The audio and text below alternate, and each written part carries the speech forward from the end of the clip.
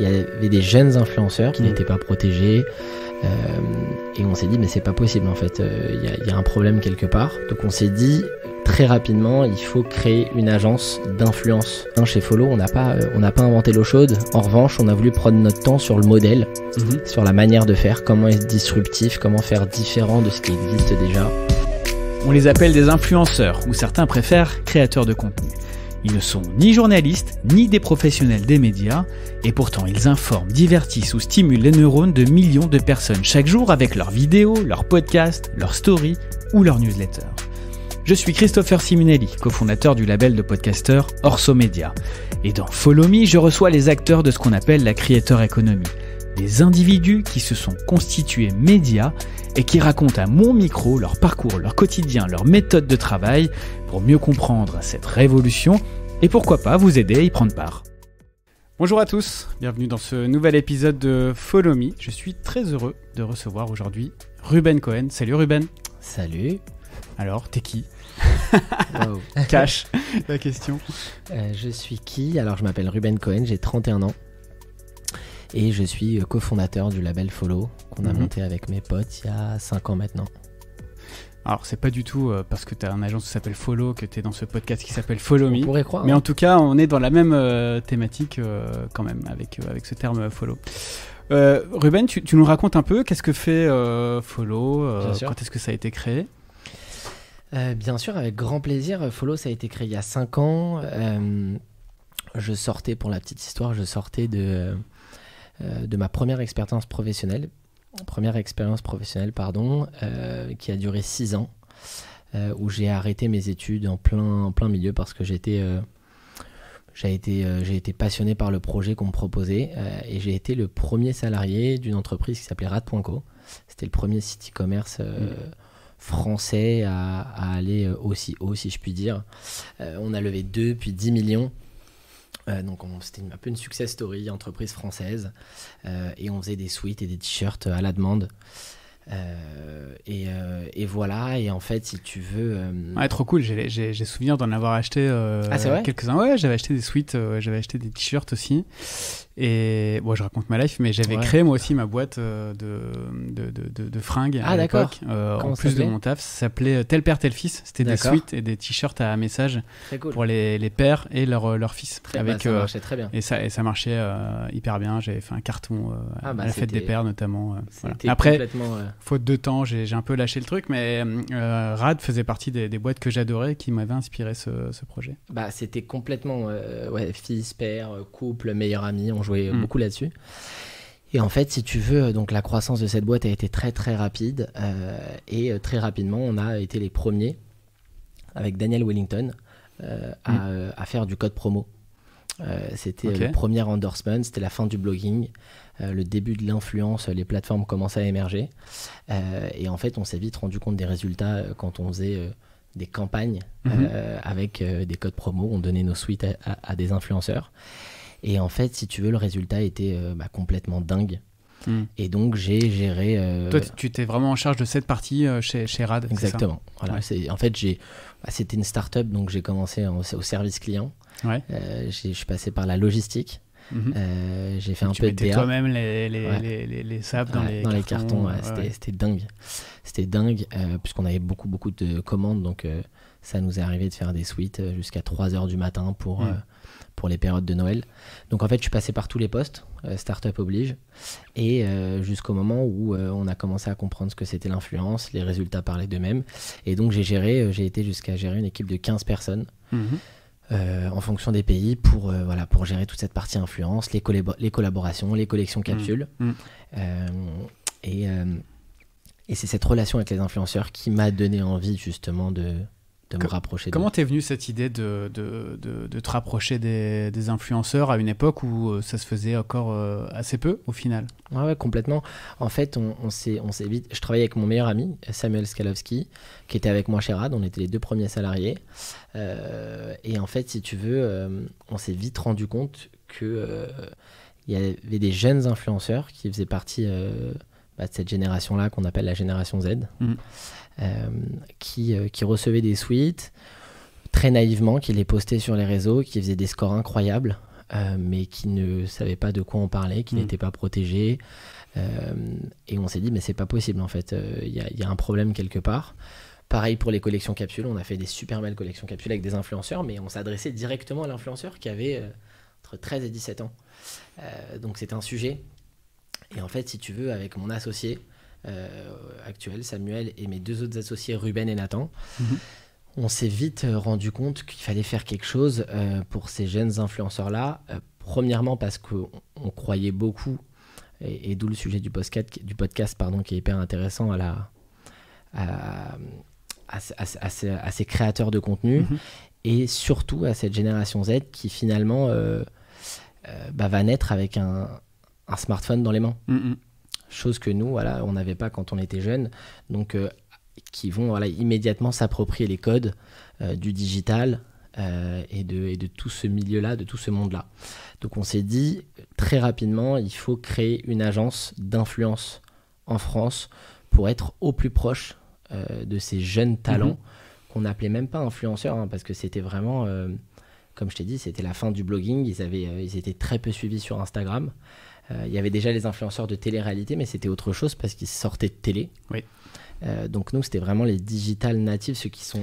Ils étaient sur quelle plateforme au Facebook, Instagram. Ouais. Facebook, Instagram. On oublie qu'il y avait des influenceurs Facebook. Incroyable. Et c'était un coche. Certains sont restés sur Facebook, ils en sont encore.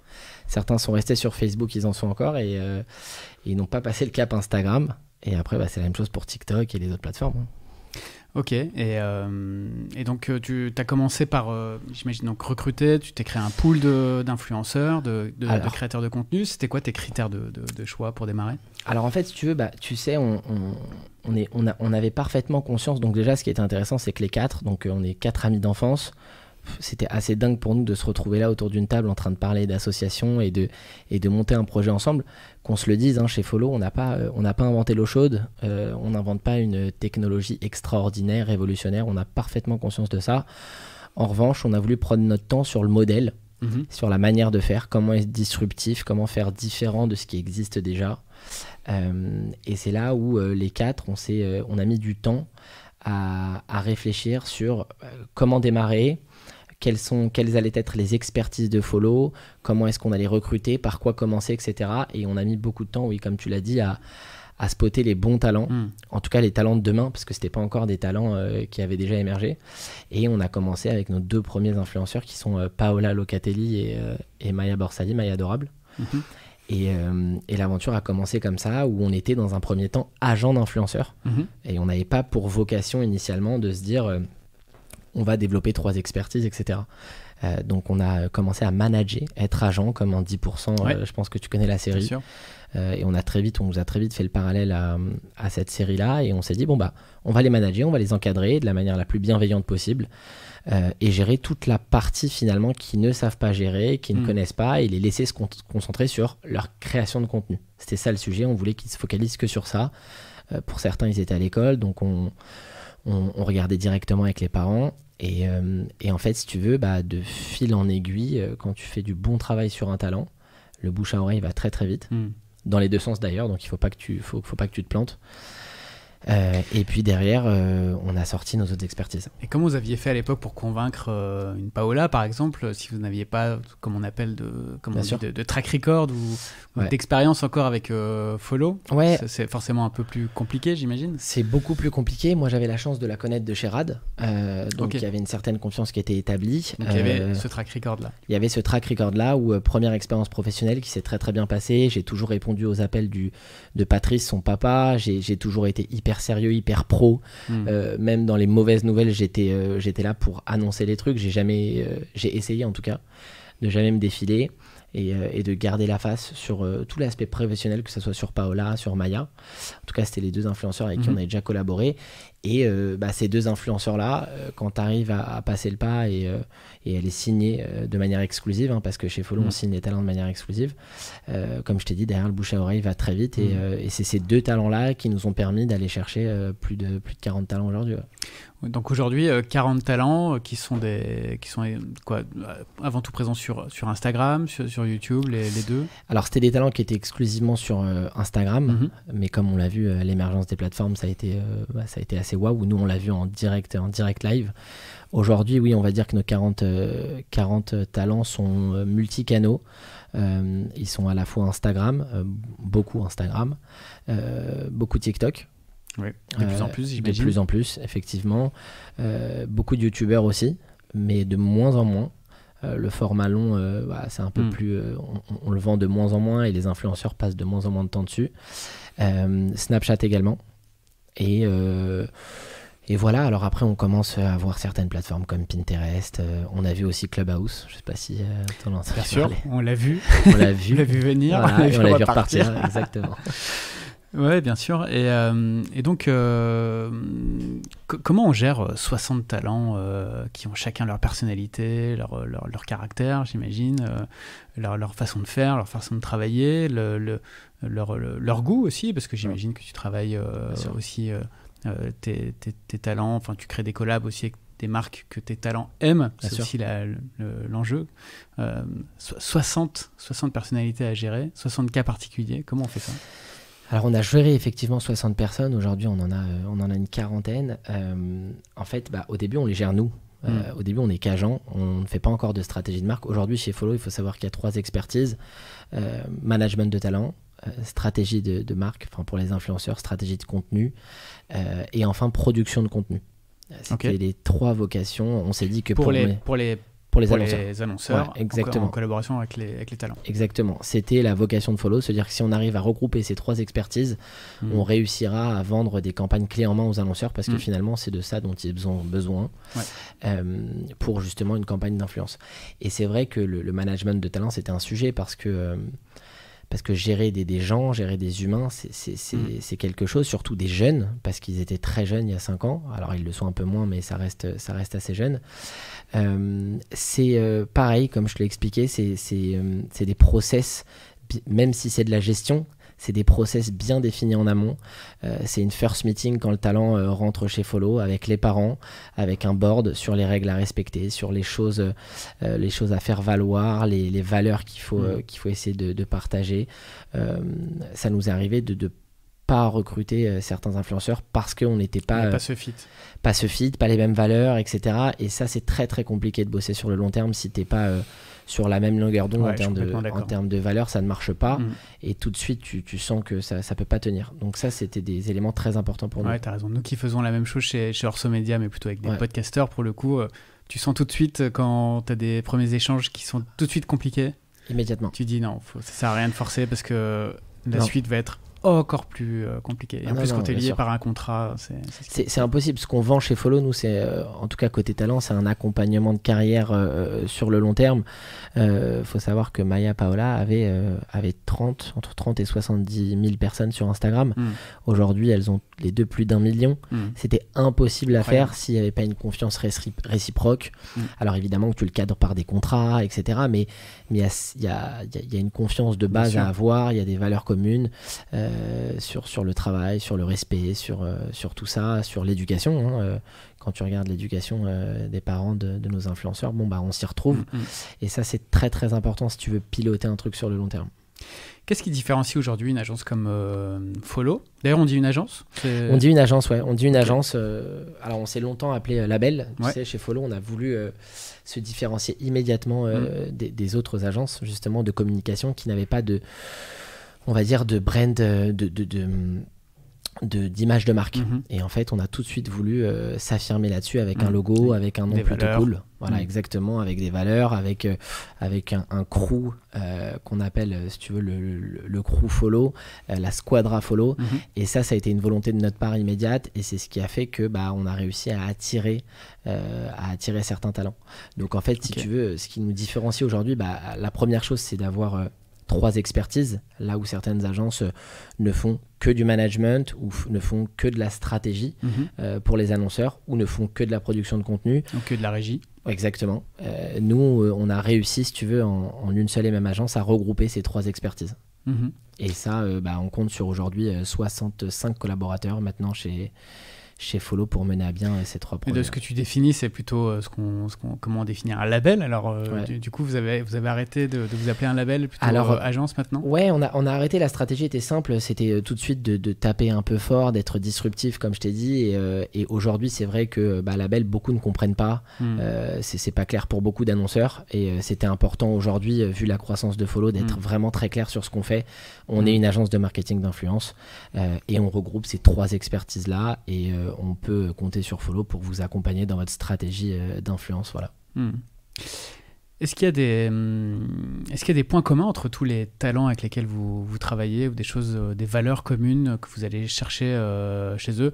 Bon, je te dis ça en sous-entendu, on sait qu'il y a aussi d'autres structures qui accompagnent des talents, mais avec des pratiques parfois un peu limites, ou en tout cas qui vont avoir tendance à prendre un peu tous les partenariats qui se présentent et être en mode un peu glouton par rapport à ça.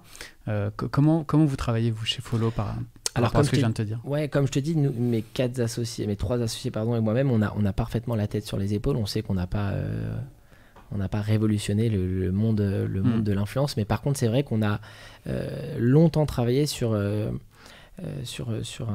des process, sur une organisation qui allait permettre d'accompagner à la fois les talents en 360, qui n'aient besoin de rien à part se concentrer sur leur contenu, et à la fois les marques, de les accompagner parfaitement pour être épaulés dans leur campagne d'influence. Il a fallu faire un choix chez Follow dès le départ, parce que quand on a créé Follow, on était dans un bureau de 13 mètres carrés, on était 4, avec un ordinateur, toutes nos économies investies dans le projet, c'est-à-dire qu'on était sans parachute, fallait pas que ça se loupe. Et c'est vrai qu'il y a eu un choix à faire dès le départ, se dire... alors comme tu le sais aujourd'hui, on peut distinguer 2 types d'influence. Il y a l'influence de télé-réalité, l'influence qui vient de télé, et l'influence Instagram native qui est née sur Instagram, qui est née sur le réseau social en question. Et je pense que tu l'as vu, l'avènement de tous ces produits dropshipping. Donc dropshipping qui va directement du fabricant au consommateur final. Donc des produits qui éthiquement n'étaient pas ce qu'on voulait, ce qu'on voulait faire. On retrouvait les mêmes produits sur Amazon à des prix 4 fois inférieurs. Wish, exactement. Et si tu veux, il a fallu faire un choix, se dire, et c'est pas facile au démarrage, parce que ça représente beaucoup en chiffre d'affaires, c'est beaucoup d'argent, tu sais, c'est des annonceurs qui viennent et qui te proposent un cachet énorme dès le départ. Et en fait, si tu veux, on s'est dit que si on veut mener à bien notre projet et si on veut surtout garder notre e-réputation, parce que c'était ça notre enjeu, on voulait réussir à avoir la meilleure e-réputation possible sur le marché, parce qu'on savait que si on gagnait ça et si on devenait leader sur le secteur, on pourrait accomplir de super belles choses. Puis j'ai vu récemment que vous avez signé un gros partenariat avec Samsung, pour les citer. Donc clairement, c'est sûr que tu fais pas une grosse collab comme ça avec un énorme acteur comme ça si tu travailles par ailleurs avec des annonceurs qui sont pas ultra clean. Ouais, bien vu. C'était le projet. C'était, on rêvait gros. Alors inutile de dire qu'il y a 5 ans, c'était très gros, de Samsung, Lancôme, etc. Mais on rêvait de ça. C'était vraiment le goal, c'était de se dire, même si elles sont pas encore prêtes, parce qu'il y a 5 ans, elles n'étaient pas prêtes du tout, on va réussir à les avoir avec le rythme où ça va. À un moment donné, ces annonceurs-là vont s'intéresser forcément à ces influenceurs-là, à cette économie-là, de créateur économie. Et c'était impossible de faire les deux, et de toute façon on n'avait pas forcément envie de faire les deux. Il n'y a rien de moins intéressant que de promouvoir un produit sur lesquels tu as des provenances un peu douteuses, et sur lesquels, si tu regardes bien la création de contenu en elle-même, à part parler d'un code promo que tu mets en avant, c'était pas la vocation de Follow initialement. Ouais, tu m'as raconté quand on s'est appelé il y a quelques jours, semaines, tu me disais que tu faisais un tri énorme, tu recevais je sais pas combien de mails par jour justement de ces dropshippers, et donc je sais pas, tu avais limite créé un filtre dans les boîtes mail pour les mettre direct en spam. Ouais, c'est dingue. En fait, là ce qu'on a fait avec mes 3 associés, c'est un nouveau métier. C'est un métier qui n'existait pas, donc les tâches au quotidien étaient complètement nouvelles. Il faut savoir que dès le départ, je gérais 30 boîtes mail d'influenceurs. 30 boîtes mail d'influenceurs, c'est quelque chose, c'est beaucoup de trafic entrant. Et en fait, je m'amusais à regarder un peu les propositions. Les propositions. Et c'était assez dingue. Parce que fallait imaginer qu'il y avait des gens de l'autre côté, je sais pas où dans le monde, mais qui rédigeaient des mails. Alors ils les envoyaient ils mettaient tout le monde en copie, ils mettaient tous les influenceurs en copie et ils envoyaient, c'était des mails de dropshipping en fait, avec le numéro de TVA en bas. On savait immédiatement comment les identifier, mais ça représentait énormément de mails. Donc en fait, il fallait faire un tri immédiat et ce qui était compliqué, c'était l'onboarding. Quand tu faisais ton recrutement, forcément, en fait, ça paraît être une vraie proposition d'un réel annonceur parce que ça a l'air sérieux, parce qu'ils font une demande, parce qu'ils mettent un budget. Et ça, avec le temps, il faut dire aux personnes que tu recrutes que ça, il faut même plus y répondre parce que c'est une perte de temps. C'est une perte de temps. Pourquoi ? Parce que le budget au final n'est pas celui qui est présenté, ou parce que le produit est vraiment cracra ou pour plein de raisons. Alors tu sais même pas si la boîte existe réellement, tu sais pas d'où elle vient, le produit est cracra. Derrière, je pense qu'il parle même pas de rémunération, il parle de dotation exclusivement sur le produit. C'est un business complètement à part, hein. C'est un autre business. Donc c'est pas des propositions sérieuses, quoi. Alors c'est intéressant ce que tu dis, donc vous avez accès directement vous gérez les boîtes mail des influenceurs, des Bien talents. sûr. C'est-à-dire que vous avez créé une boîte mail spécifique pour les propositions et les contacts, c'est ça ? Bien sûr, quand tu vas sur le profil de l'influenceur sur n'importe quelle plateforme, tu regarderas ils ont l'adresse follow. Ils ont l'adresse follow, exactement, qui permettent nous de mettre nos agents derrière pour répondre à toute demande au plus vite, de manière sérieuse, etc., efficace, et pour qu'un annonceur, quand il veut collaborer avec l'influenceur, on puisse lui répondre rapidement. Voilà. C'est quoi la demande de partenariat la plus chelou que vous avez reçue depuis 4-5 ans là ? Alors, waouh. C'était une question pas préparée, désolé. Non, tu rigoles, c'est sympa. Non, il y a eu Alors déjà, il faut savoir, la haine, donc les messages haineux, c'est assez dingue. Les messages de love, parce que tu sais, il y a des mecs, mais c'est des vrais messages, c'est-à-dire qu'il y a des textes... des déclarations d'amour. Des fois j'avais presque envie d'y répondre tellement je me disais mais le pauvre il faut pas le laisser sans réponse. C'est assez dingue. Après partenariat complètement dingue. Ou de produits chelous. Non, produits chelous, oui, il y a eu beaucoup de produits pornographiques. Ça il y en a pas mal. Après, produits chelous, j'ai pas souvenir de produits chelous. Bon, après, c'est plus les fans, leur réaction est assez drôle. Il y avait des campagnes, et beaucoup de campagnes sur Instagram, sur un rasoir à partie intime pour hommes. D'accord. T'avais pas vu passer ce truc-là ? Mister V a fait un truc hyper drôle là-dessus. Il a fait un placement là-dessus ? Non, justement, il se foutait de la gueule de ses pubs. Ah non, j'ai pas vu. Qui était censé être ciblé, tu vois, et des fois tu te demandais mais pourquoi je reçois ça ? Et en fait, c'était marrant parce que, évidemment, sur Instagram et les plateformes, t'as pas le droit de faire de la promotion directe des produits qui touchent vraiment à l'intime. Ils verrouillent vachement. Ils avaient trouvé une manière de contourner ce truc-là avec des kiwis. Enfin, c'est hyper drôle. Donc, quand je te posais la question, je me demandais si t'avais pas eu des propositions de ce type de boîte qui fleurissaient à un moment sur les réseaux sociaux. Ça a un peu disparu, là, mais... Non, on n'a pas eu, mais on a vu tu vois qu'il y a des annonceurs qui sont prêts à tout. Ils sont prêts à tout pour toucher un maximum de monde très, très vite. Ils sont très pressés par le temps. Ils mettent les moyens qu'il faut et ils sont prêts à promouvoir tout et n'importe quoi. Mais ils trouvent des clients. Il y a des influenceurs qui sont prêts à le faire. C'est clair. Et comment, pour reparler un peu du recrutement des talents, vous les prenez à quel stade de leur développement ? Parce que c'est vrai que Paola, Maya, elles débutaient, mais c'était quand même il y a 4-5 ans, les chiffres, le nombre de followers n'étaient pas ceux d'aujourd'hui. Il y avait quand même très peu d'influenceurs français qui avaient dépassé le million. Donc, voilà. Mais alors, à quel stade vous les prenez ? Vous êtes encore en mode un peu détection de nouvelles pépites, etc. Ou vous les prenez quand même à un stade où ils ont déjà une bonne communauté, ils sont déjà bien installés ? Alors ça a beaucoup changé, effectivement. Il fallait se faire un nom au début. On n'avait pas le choix, donc on devait miser sur des personnes. Comme je l'ai dit, cette génération, elle nous fascinait. On se disait, mais attends, il va se passer quelque chose avec ces jeunes-là, ils sont beaucoup trop connectés. Il faut savoir que Paola, elle s'est fait connaître en faisant une vidéo sur YouTube intitulée « J'ai mangé mes pieds ». Non mais, fallait Non, mais on est d'accord que bon, bah, fallait parier dessus. Mais si tu veux, quand tu rencontres la personne, tu dis, bon, bah, on y croit, on y va. Elle a l'audace à 12 ans de prendre sa caméra, de faire une vidéo, de parler face cam, d'être drôle, de monter derrière, de monter le contenu. Bon, bah, tu dis, à 12 ans, c'est quand même dingue. Moi, à 12 ans, je savais que je ne savais pas du tout faire ça. J'en étais convaincu.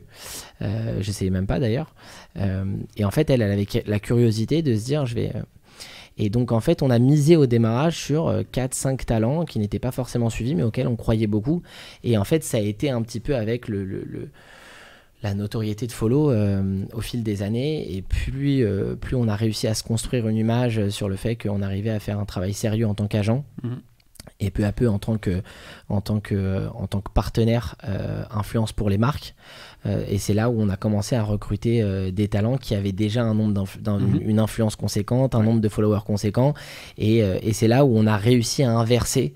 Là où nous, on allait vers les talents, finalement, au bout de 1 an d'existence, c'est les talents qui venaient vers nous, puisqu'on réussissait à justement à répondre aux attentes des influenceurs, que ça soit sur la partie business, que ça soit sur la partie juridique, mais également la partie artistique, où ils nous attendent beaucoup d'ailleurs, parce que créer du contenu tout seul, tout le temps, c'est pas forcément facile. Non, c'est sûr. Et justement, sur cet aspect-là, moi j'ai 38 ans, t'en as 31, et parfois, peut-être que toi aussi, mais j'ai l'impression de rien comprendre au code, tu vois, certains codes de TikTok. Bien sûr. Et je me dis, comment tu fais pour accompagner des talents qui ont aujourd'hui 15-17 ans et qui baignent là-dedans et dont c'est la grammaire au quotidien, le langage TikTok, Snap, etc. Comment nous qui sommes de la génération ou 2 générations d'après, on arrive à être pertinent dans les recommandations qu'on leur fait, en tout cas sur la partie production de contenu, éditorialisation. Bon, aujourd'hui, on a de la chance, on est quand même 60 collaborateurs. Alors oui, au début, on était les propres agents, propres managers. Aujourd'hui, on a recruté ce qu'on appelle des talent managers qui sont au quotidien avec les influenceurs. Et oui, tu as raison, ils se doivent d'être hyper renseignés sur ce qui se fait de mieux. Il y a une veille constante sur les plateformes où il faut aller, où il ne faut pas aller, le type de contenu à faire, à ne pas faire. Et il faut être... Et même pour moi, je vais te dire, j'ai pas le choix d'être sur TikTok, j'ai pas le choix de regarder ce qui se passe sur Twitch, parce que je me dois d'être un conseil pour eux, là où leurs parents ne peuvent peut-être pas faire ce travail. Nous, on est là pour justement les aiguiller au mieux dans leur carrière. On n'a pas le choix. On n'a pas le choix. Et c'est vrai qu'à 31 ans aussi, je me sentais, quand TikTok est arrivé, je me sentais pas très vieux en fait. Très vieux, parce que je peux te dire que quand tu parles avec 3-4 influenceurs, t'as un dîner, ils ont 17 ans et ça parle de TikTok, etc., de montage.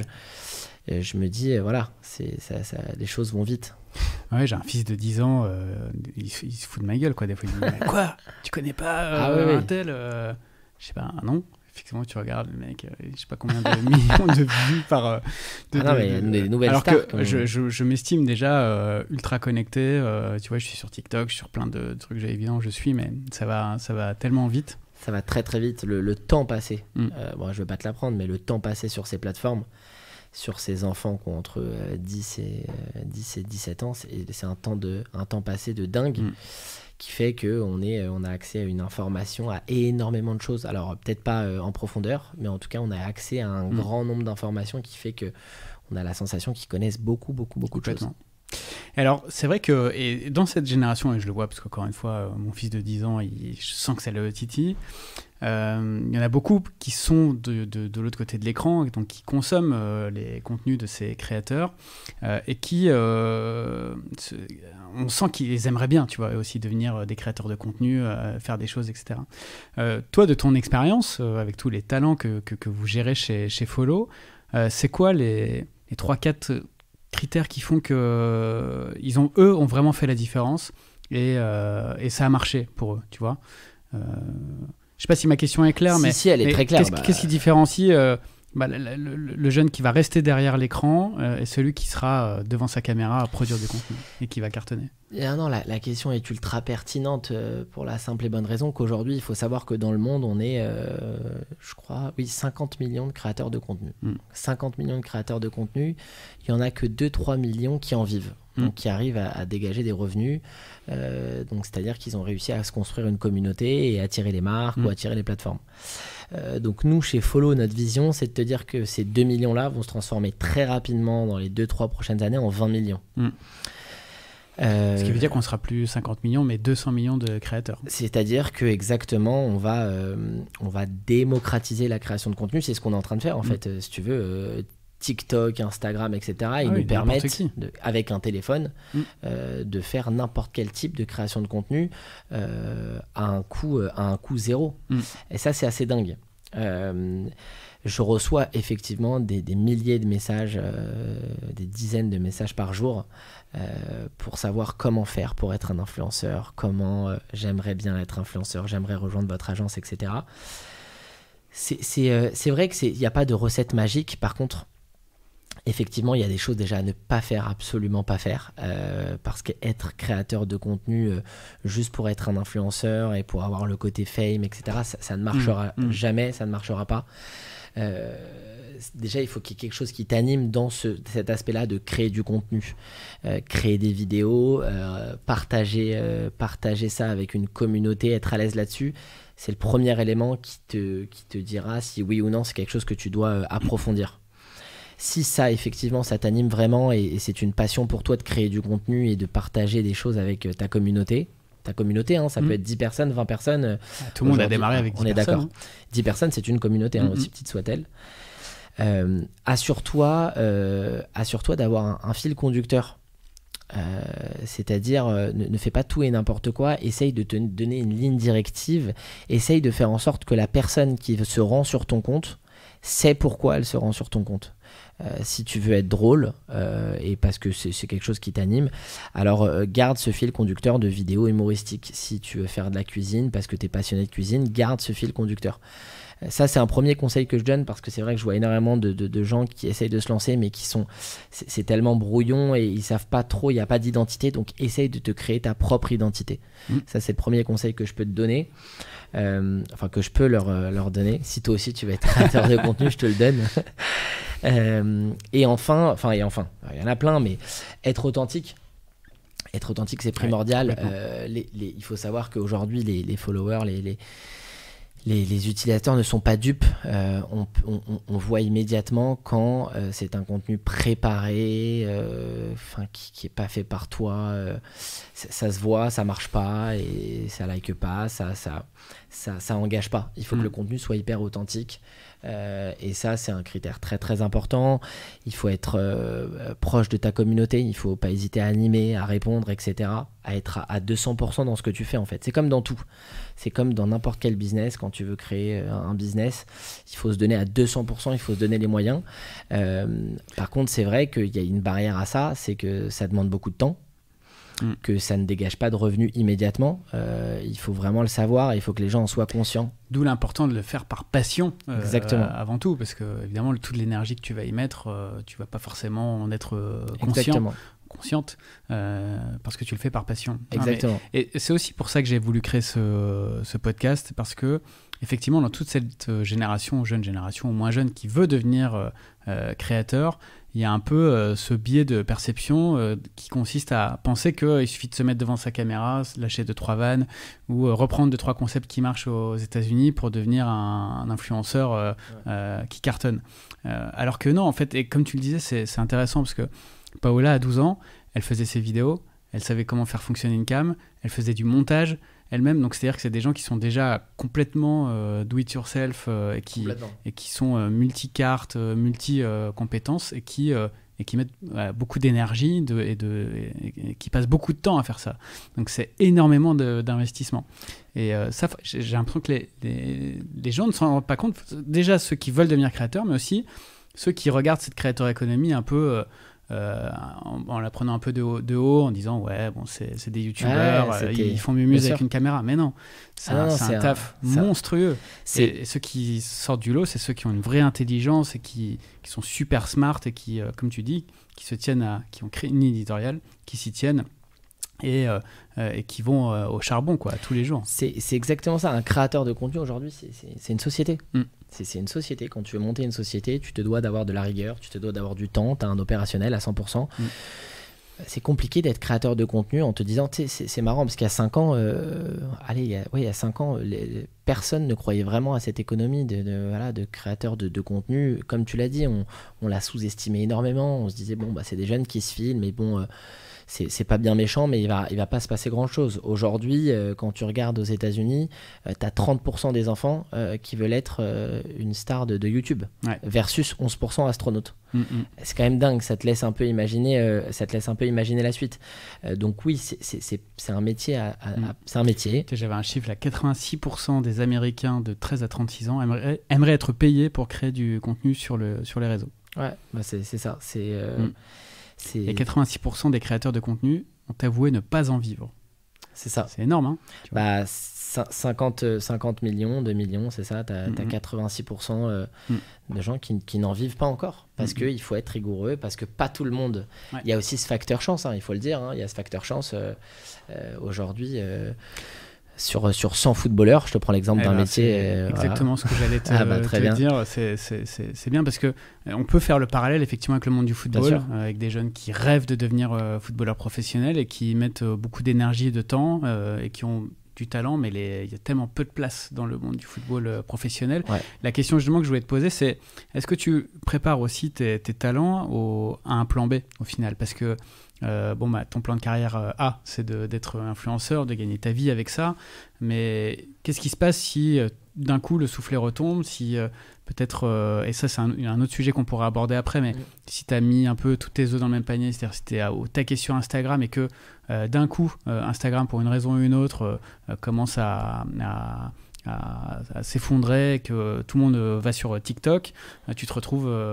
avec ça on pourra en parler après, mais est-ce que tu les prépares aussi à ça ?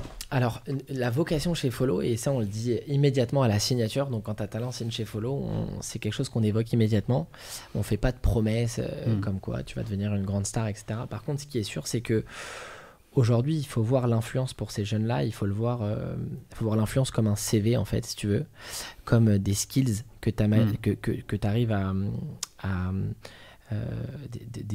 des skills en fait, ce que tu arrives à gagner au cours du temps et si tu veux, à te constituer, d'où ce CV, une sorte de profil avec des compétences de montage, de prod, de direction artistique. En fait, tu veux, l'influence aujourd'hui, ça englobe énormément de choses. Il faut savoir s'exprimer, il faut savoir répondre aux gens de manière très pédagogique, il faut savoir ne pas répondre aux critiques. Ça englobe, si tu dézoomes un petit peu, énormément de compétences. Et en fait, si tu listes toutes les compétences qu'englobe un créateur de contenu qui est suivi par des millions de personnes, tu vas vite te rendre compte que ça te permet de faire énormément de choses dans la vie réelle, entre guillemets, sur n'importe quel type de métier. Ça, c'est la première chose. Ouais. Et la deuxième chose, aujourd'hui, on a beaucoup de talents qui, de par leur influence, peuvent se permettre d'aller chercher...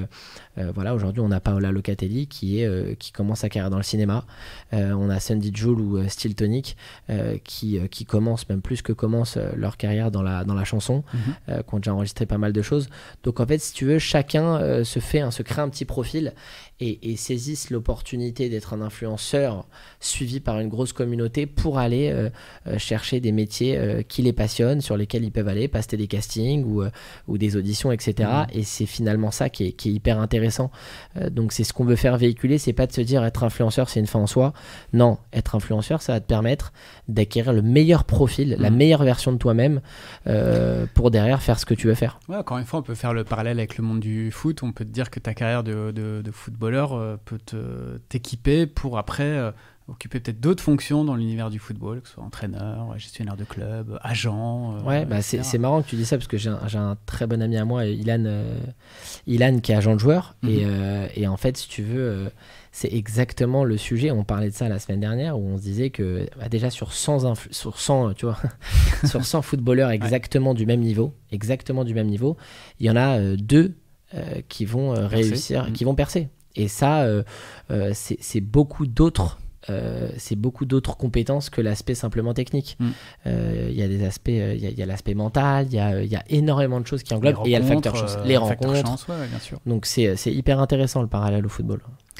Et pour revenir sur le sujet qu'on évoquait tout à l'heure, donc on parle aujourd'hui de YouTubeurs, d'Instagrammeurs, de TikTokers, ce qui induit que les créateurs sont présents à 80% sur une seule plateforme. Comment on gère aussi cette dépendance ou cette ultra-dépendance à un seul réseau? Alors non, déjà il faut pas. Ça, si tu veux en faire ton métier et si tu veux en vivre, etc. Alors, ça veut pas dire, je sais pas si la question c'est pour ceux qui démarrent ou ceux qui sont déjà...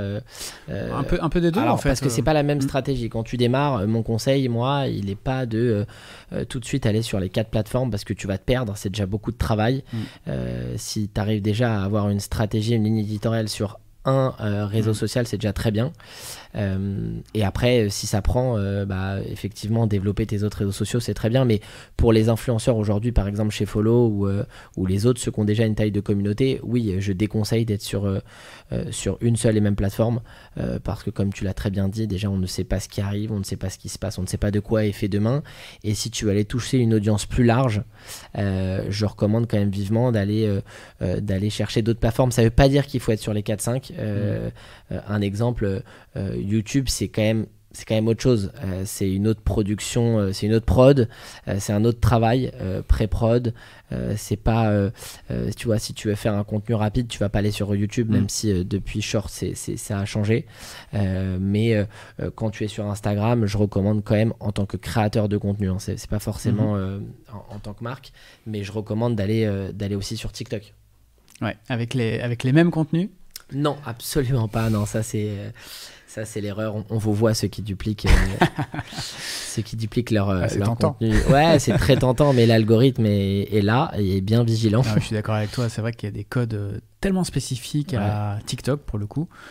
Autant entre peut-être un short YouTube et un Reels Instagram, tu peux peut-être proposer la même chose, mais sur TikTok, c'est tellement particulier. Mais encore une fois, on touche du doigt à un autre sujet qui est les ressources que tu alloues à la production de contenu, parce que ça veut dire que tu vas soit créer un autre contenu, soit faire d'une post-prod différente pour adapter ton contenu au code d'une plateforme en particulier.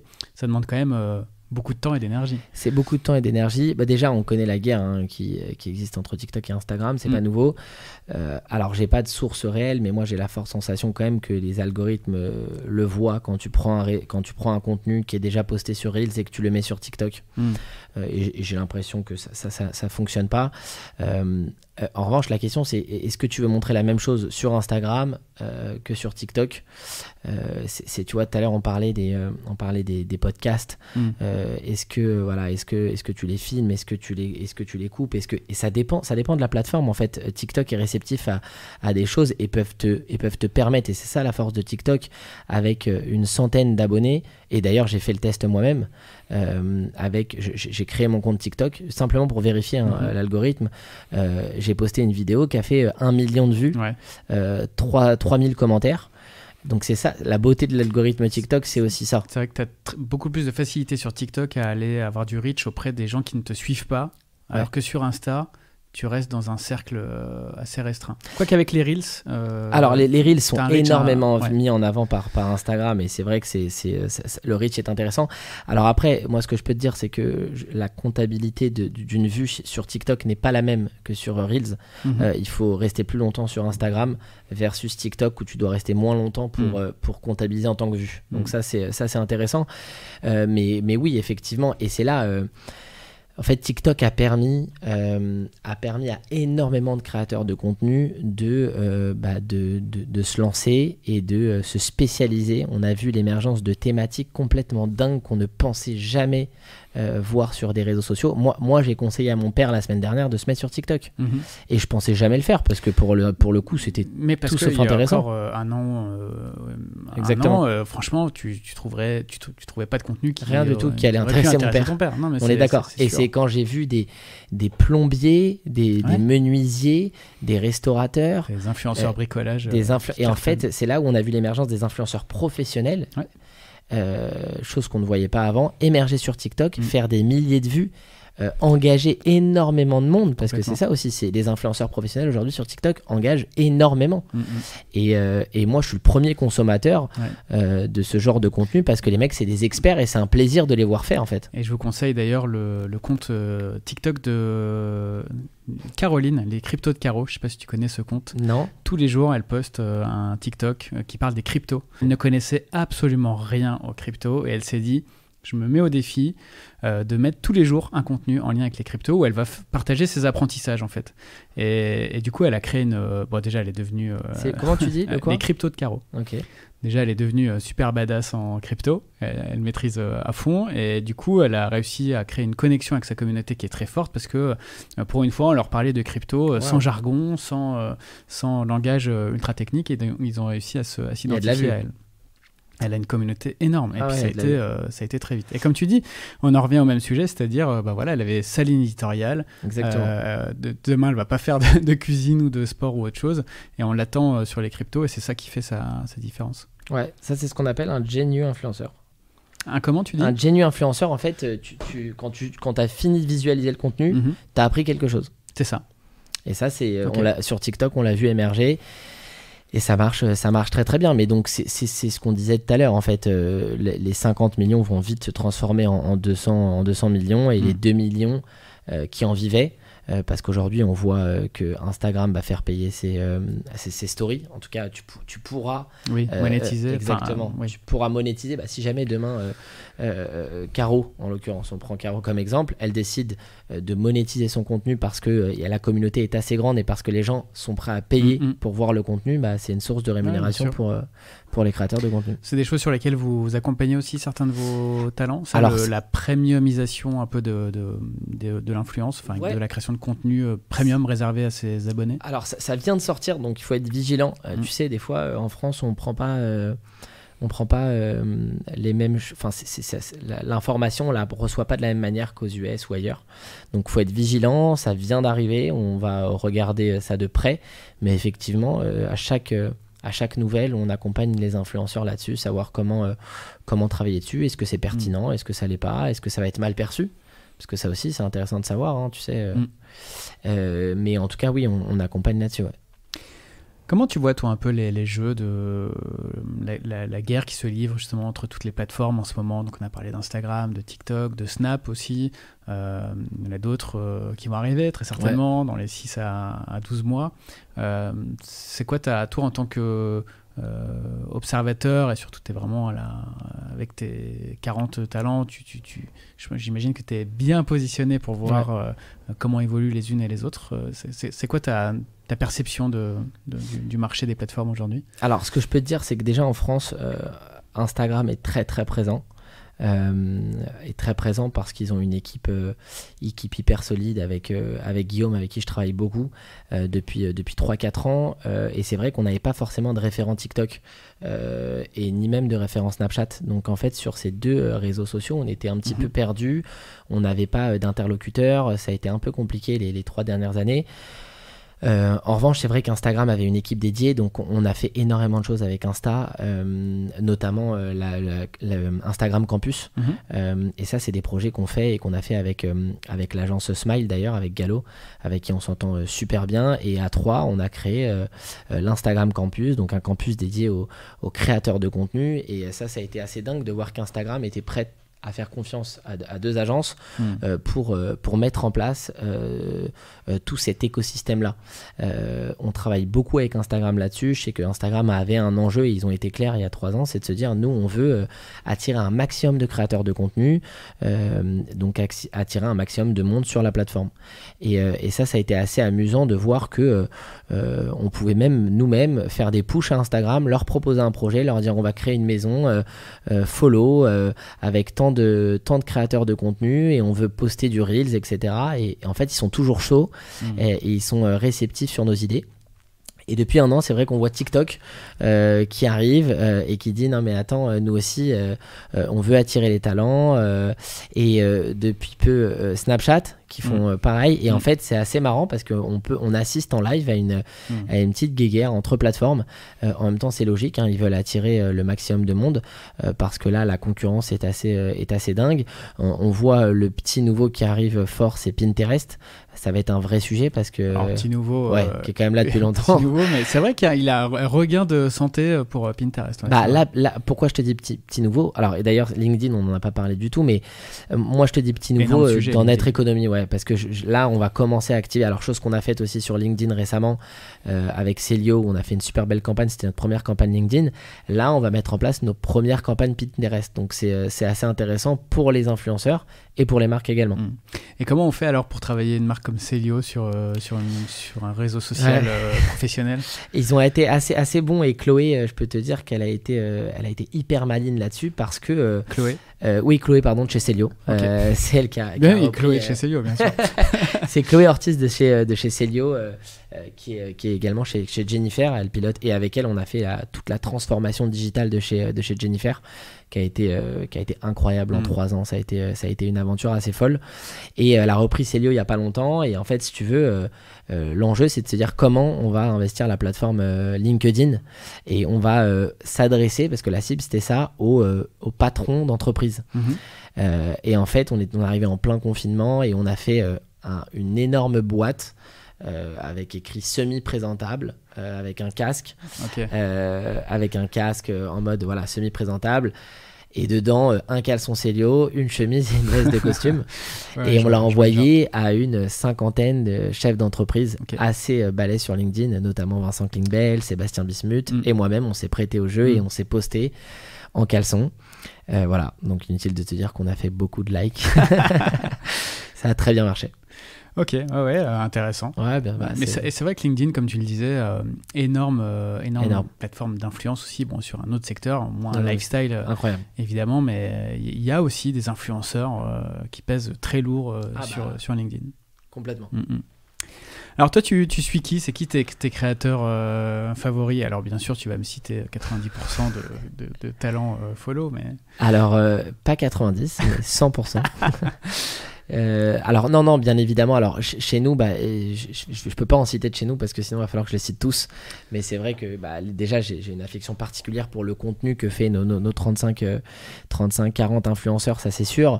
Après, si je peux te donner à l'échelle mondiale, il y a des influenceurs comme Kaby Lame, on parlait tout à l'heure. En fait, je trouve ça dingue parce que déjà l'histoire du mec est assez ouf. Il faut savoir qu'il a posté son premier contenu en mars 2020. Ouais, c'est super récent. Donc en fait, si tu veux, moi, ça m'a... Et aujourd'hui, il est égérie boss. Ouais, c'est incroyable. Et puis il fait des featuring avec des... Il fait des featuring avec les plus grands. Il est hyper cool. Superstar, c'est dingue. On a des influenceurs qui ont eu la chance de collaborer avec lui, notamment sur Boss. C'est un mec hyper cool. Et en fait, ça, c'est la définition parfaite et la beauté de justement cette créateur économie où, avec un téléphone portable, tu peux faire des choses extraordinaires. Et ça peut paraître un peu banal comme contenu si tu te mets sur sa plateforme, sur ses réseaux, mais finalement je trouve que c'est hyper smart, hyper réfléchi. Il a trouvé l'idée pour s'adresser au monde entier, qui n'est pas cette barrière de langue. Et ça je trouve ça ouf. Et ce qui est fou, c'est que je pense que c'était même pas réfléchi à la base. Il s'est pas dit tiens, je vais faire ça parce que ça va fonctionner dans tous les pays. Je sais pas, mais en tout cas si ça l'est, c'est en tout cas ça donne l'impression qu'il a fait ça parce que ça le faisait marrer. Déjà, oui, je vois pas qui ça, ces vidéos font marrer, c'est second degré, c'est drôle, c'est du snack content, on en a pas parlé, mais bon, aujourd'hui on est dans un ère de scrollage, un ère de snack content, on a accès à énormément d'informations, enfin tu vois, pour la petite info. Et ça c'est une petite dédicace à nos amis d'Ores, mais en fait si tu veux, quand tu en moyenne par jour tu parcours 141 mètres sur ton téléphone, 141 mètres avec ton pouce, en scrollant. Moi j'en suis à peu près à 500, donc j'ai des 500 mètres sur TikTok ou sur toutes les plateformes, beaucoup sur TikTok, mais ça te donne un peu l'air, tu vois, l'air dans laquelle on est, c'est un peu spécial parce que t'es t'es tellement matraqué de publicité, d'informations que en fait ton cerveau il est attentif. Allez, 5 secondes, tu vois, sur chaque contenu et tu scrolles et en moyenne on parcourt 141 mètres. Donc ça c'est dingue. Et donc pour revenir à Kaby Lame, c'est du snack content. Faut pas que la vidéo dure surtout pas plus d'1 minute. Elle doit être très rapide, elle doit être et ça c'est les ingrédients pour que ça fonctionne. Ouais. Il y a un sujet aussi que je voulais aborder avec toi. Je me suis fait la remarque la semaine dernière. J'ai l'impression que sortir son disque ou se lancer dans la chanson, c'est devenu un peu un parcours quasiment obligé pour les influenceurs ou les gros créateurs de contenu. Juste, il y a évidemment il y a Michou qui a fait des choses, il y a Mister V, et avec beaucoup de talent d'ailleurs. Même Cyprien a fait des choses. Squeezie. Et donc, McFly et Carlito. Ouais, McFly et Carlito. Et, beaucoup d'entre eux le font. C'est quoi ? C'est une lubie ? Comment on peut l'expliquer ? En fait, si tu veux, c'est... Alors, je vais pas te dire que c'est business tout de suite parce que je sais pas l'intention qui se cache derrière chacun, mais ce qui est sûr, c'est qu'il y a un côté fun où tu te dis, j'ai une communauté qui est cool, qui me suit au quotidien, qui est... quoi que je dise, quoi que je fasse, ils sont derrière. J'ai la chance d'avoir ça, parce que c'est vrai que c'est une chance pour un créateur de contenu d'avoir autant de monde derrière soi. C'est vrai que la chanson, de manière intuitive, c'est le truc où tu peux dire je vais me faire un délire, surtout quand tu vois et tu sais que pour certains ça part sur des défis en disant vas-y, moi je vais créer un truc, j'ai 24 heures pour créer un clip. C'est ça. Et donc du coup tu as un studio d'enregistrement, t'enregistres, tu peux modifier un peu ta voix, donc ta voix, c'est même plus un souci. Ouais. Je pense que c'est un effet de mode, c'est un peu pour le délire, et c'est vrai qu'après derrière en stream, tu vois, c'est gratuit. Écouter une chanson, c'est donné à tout le monde, hein. Tu cliques, t'écoutes, donc tu peux facilement péter les scores. Donc oui, c'est un peu un phénomène de mode, et alors après, je sais pas. Vous avez des si... projets chez Follow? Alors non, Follow, nous en Follow directement, non, on n'a pas de projet concernant la musique. Par contre, on a des talents comme Stiltonic qui réellement travaille ce côté-là depuis un long moment. Elle a été invitée en première partie de Ben Mazué. Ça a été une consécration pour elle, et ça s'est super bien passé. Et en fait, les contenus qu'elle poste depuis peu, où elle chante, chose qu'elle n'osait pas faire avant, hein, elle était hyper timide. L'engagement est dingue, mais vraiment elle a une voix fabuleuse, et tu me parlais de comptes que j'aime bien suivre et tout. En tout cas, ce qui est sûr, c'est que quand elle chante, j'aime vraiment regarder ce qu'elle fait. C'est vrai qu'en plus la musique c'est l'un des types de contenus les plus consommés aussi sur les réseaux et sur les plateformes. Donc ça c'est clair. Alors tu m'as dit tu coches un peu 2 cases, quoi. Tu m'as dit si on avait des projets. Alors c'est vrai que nous, on a une vision chez Follow, c'est qu'il y a un lien, tu sais, on travaille avec pas mal de labels de musique, et il y a un lien qui doit être vite fait entre la musique et les influenceurs. En fait, si tu veux, TikTok, on peut dire que TikTok, c'est la nouvelle radio. Et aujourd'hui, pour un artiste, il faut plus passer par la case radio. Il faut plus passer par un schéma, un circuit standard, un parcours standard. Si tu arrives à être vu sur TikTok, c'est bénéf et c'est gagné, en fait, si tu veux. Donc à partir du moment, si tu as cette conscience-là de dire que TikTok c'est la nouvelle radio, forcément ça va attirer, et ça attire déjà les labels de musique, et l'idée c'est de trouver une manière de fonctionner pour faire émerger les talents et attirer les labels de musique. Un peu de perspective, Ruben. Est-ce que, évidemment, tu as entendu parler du Web3, des NFT? Je ne sais pas de quoi Est-ce que c'est des... On voit émerger beaucoup de projets, sur les NFT, dans la creator economy, parce que c'est aussi une autre manière peut-être de monétiser tes contenus et d'engager ta communauté. Quelle est ta perception sur ce secteur qui est en pleine émergence, on va dire? Alors si j'en ai entendu parler, oui, je pense que la personne qui ouvre TikTok aujourd'hui, un contenu sur 3, c'est métaverse, NFT, crypto. Il faut faire gaffe. Il faut vraiment faire gaffe, parce que là, je m'adresse à tous les jeunes qui écoutent et qui tombent sur des contenus en disant les 3 cryptos à Paris en ce moment, les 3 NFT à acheter, etc. Il faut vraiment faire attention, parce que parce que ce genre de contenu s'adresse à un public assez averti où tu vois, tu te dis qu'il faut maîtriser l'information, il faut vraiment te renseigner avant de faire quelconque investissement. C'est pas un sujet à prendre à la légère, on parle on parle d'une économie tout entière, et ce qui est intéressant avec le Web 3 et Web 1, Web 2, c'est que le Web 3, tu peux posséder en fait le contenu. C'est chose que tu ne pouvais pas faire avec le Web 2 et le Web 1. Et à partir de là, c'est là où je trouve que c'est intéressant. Peut découler un nombre infini de business, et c'est ce qu'on est en train de voir. Là, aujourd'hui, c'est un peu le bordel, si je puis dire. Ça va dans tous les sens.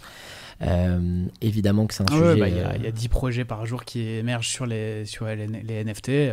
Au final, 5% survivront, et ça définira ce que sera le Web3 demain. C'est exactement ça, mais ça ne veut pas dire qu'il ne faut pas s'y intéresser. Il faut s'y intéresser de près. Mais là, aujourd'hui, ma vision, c'est que le marché, il va encore dans tous les sens. On entend un peu tout et n'importe quoi. J'y crois énormément, ça c'est sûr. De toute façon, c'est la suite logique des choses. Maintenant, de dire que demain on se retrouvera tous sur la métaverse, etc.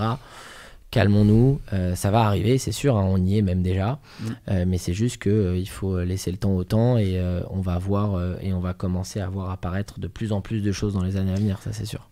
Non, moi la remarque que je me fais, c'est que aujourd'hui c'est encore beaucoup trop tôt pour le dire, mais l'un des grands principes quand même du Web3, c'est la décentralisation globale et la déplatformisation d'Internet. Ouais. Et donc, à terme, si on va au bout de cette vision du Web3, des plateformes comme Instagram, Snapchat, TikTok, etc. n'existeront plus. On aura des contenus à consommer sur des espaces décentralisés, web décentralisé. Exactement. Alors, j'ai aucune idée de à quoi ça pourrait ressembler, tout ça est complètement flou, mais mine de rien, cette déplatformisation pourrait avoir un impact quand même assez important sur la manière dont on crée du contenu et qu'on le distribue dans 5 ou 10 ans. Complètement, c'est pour ça que c'est un sujet, et même Follow n'aura plus vocation à exister.